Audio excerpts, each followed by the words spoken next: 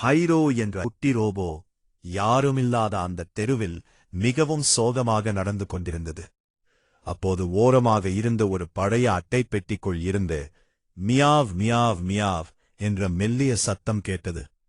பைரோ ஆச்சரியத்துடன் அந்த பெட்டியை எட்டி பார்த்தபோது உள்ளே ஒரு அழகான ஆரஞ்சு நிற பூனைக்குட்டி இருந்தது. அதை பார்த்ததும் பைரோவின் மனதில் இருந்த சோகம் மறைந்தது.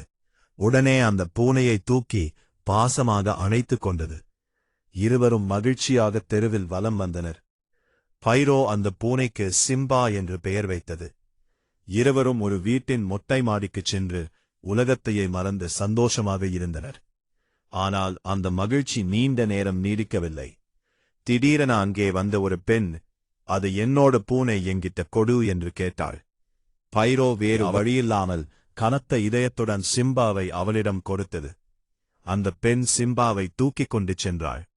பைரோ அவர்கள் செல்வதையே திரும்பித் திரும்பி பார்க்க கொண்டே மீண்டும் அதே பழைய தனிமையின் சோகமாக நின்றது.